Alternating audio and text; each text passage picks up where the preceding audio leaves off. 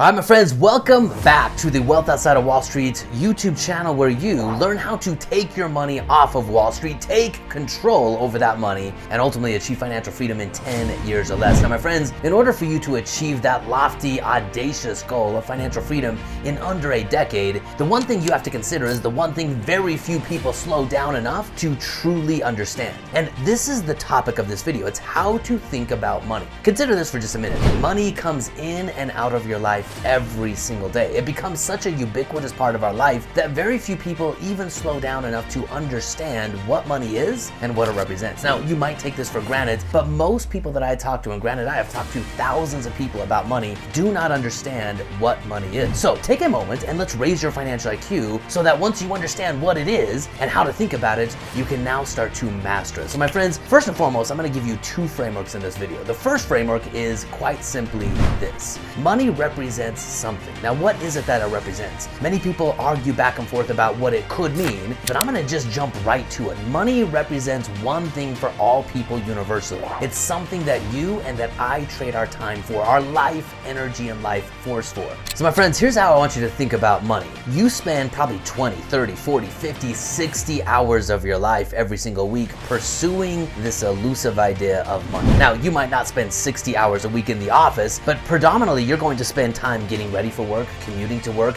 at work. Once you get done with work, you're gonna spend time stressing about the work day that you just had. Even when you go on vacation, it's gonna take you 2 or 3 days just to de-stress and get to a point of full relaxation. So what is the thing that we are trading so much of our time for? What does it mean to you? Like, you are trading your time for what? For power, for prestige, for consumerism? And at the end of the day, what was I doing it all for? I was chasing money.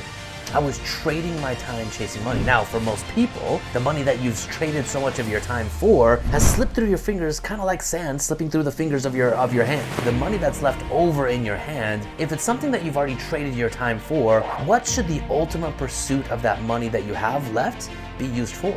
Should it be used to buy stuff? Should it be used to buy the next Louis Vuitton bag, or buy the next car, or upgrade to the next latest version of the iPhone? I promise you this one thing, my friends. There will always be something that you can buy. Your house is probably full of all the things that you traded your time for, traded your money for, thinking that it was going to give you a semblance of peace and happiness, only to find out that as soon as you had it, you were chasing the next thing. My friends, we live in a consumer-driven culture. When you understand this about money, it's something that you trade your time for, then the fundamental pursuit of using money as a tool is to buy your time back.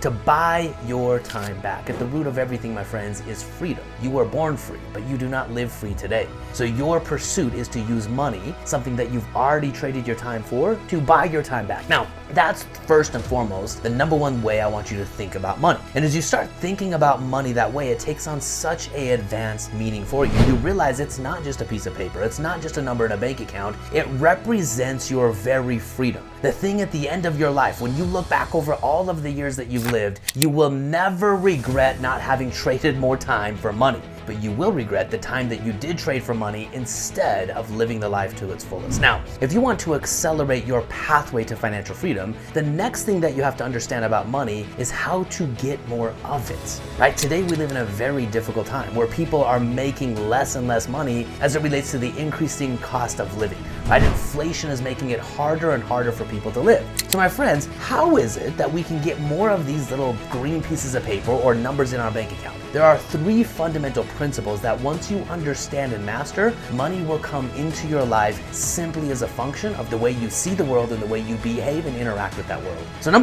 principle number one of getting more money into your life is dollars follow value. Let me elaborate on that a little bit further.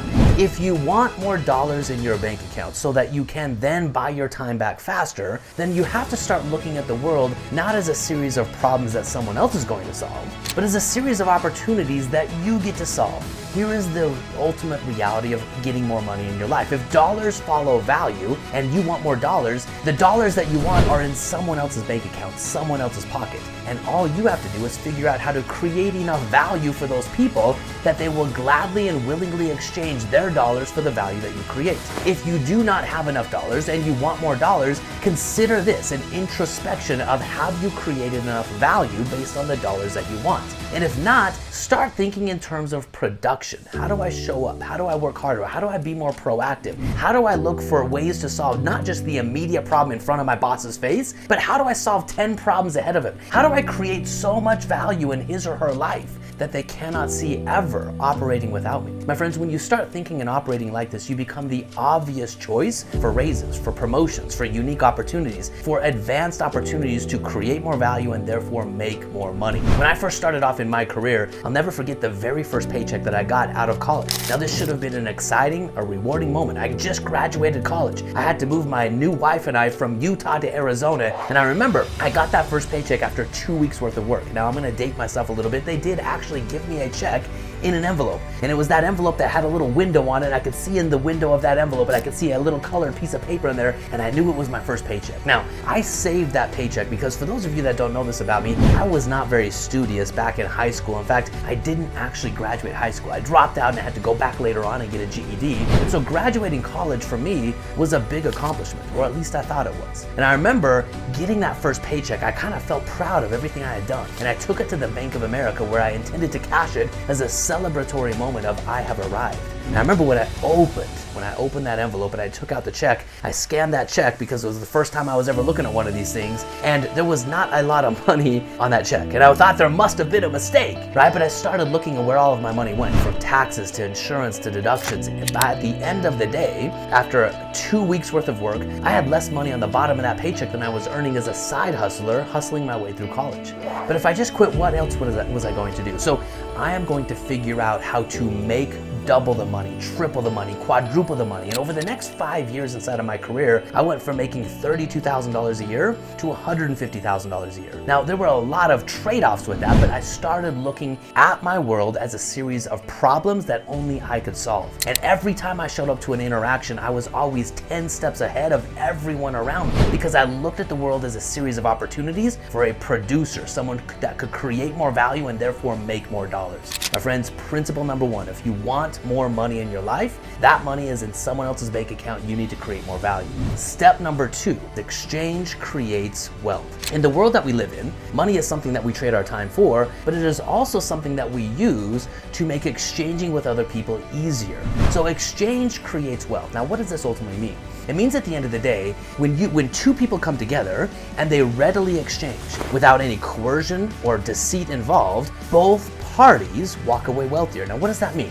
Envision for yourself this scenario. Let's say we're out in the desert, and let's say I've carted a whole cooler full of water, and you've got a wallet full of $100 bills. And we come across each other in the desert. I've got all the water, you've got all the dollar bills. And we come across each other in this desert, and you say, hey, Ryan, I will give you all of the money in my wallet for all of the water in your cooler. And if I look at you and say, hey, my house is just down the road, that's no problem. I'm gonna give you all my water because I've got more water at my house. If we exchange at that moment, and I didn't deceive you, I didn't coerce you, I didn't make you exchange with me, I didn't deceive you into thinking that the water was actually water when in reality it was just, bottles full of air. If there was no deceit or coercion and we both exchanged, both of us got exactly what we wanted. We both walked away from that transaction feeling wealthier than we were before. You gladly exchanged your dollar bills with me. I was happy because I wanted the dollar bills more than I wanted my water. You wanted the water more than you wanted the dollar bills. So my friends, if dollars follow value and exchange creates wealth, then I want you to consider this. The more often you can create value for more people, then the entire world gets wealthier, right? The more often you can exchange your value with other people and they buy from you and they exchange freely with you, they walk away wealthier. And as you start to think more like a producer rather than a consumer, and you start to see a world of opportunities, all you're going to do is try to solve more problems for more people, make more offers, and exchange more frequently. The more you do that, my friends, money will start to flow into your life faster than you can count it. Number three. So principle number three in this triad of producer principles is profit is a tool of validation. So having profit in your bank account is a validation that you are making a difference. What you can bring to the world is validated by those outside with dollar bills in their pocket. So your objective is you look at your bank account. If there's not enough dollars in there, go back to step number one, create more value, exchange with more people in step number two, and start to watch the profit pile up. My friends, these three producer principles have served me so well because at the end of the day, our currency, our economy is built on these three principles. Most of the world does not understand this. Most of the world acts as a consumer. They act as if they are owed something for no value created. If you show up on the flip side of that and start producing like a producer and start creating value like a producer, start exchanging that value with other people, then you will have that validating feeling that you made a difference, and the profit in your bank account is a representation of that value. My friends, if you like this video, do two things for me. Number one, go out and apply it. Go create more value. When you create more value, you solve a problem that only you can solve. I want you to consider this. Problems exist in the world to wake us up. There are so many problems out there, and I believe the reason there's so many problems is there are so many people asleep at the wheel, waiting for someone else to get elected to solve the problems in this world. These problems are your opportunities. Go out and solve them. That's number one. Number two, like this video. Give me some love. Tell me that you are going to be a producer out there. Give me some love and share this with somebody who needs a little dose of producer mentality. My friends, join me on the next video where we will continue to discuss how you can master money and achieve financial freedom.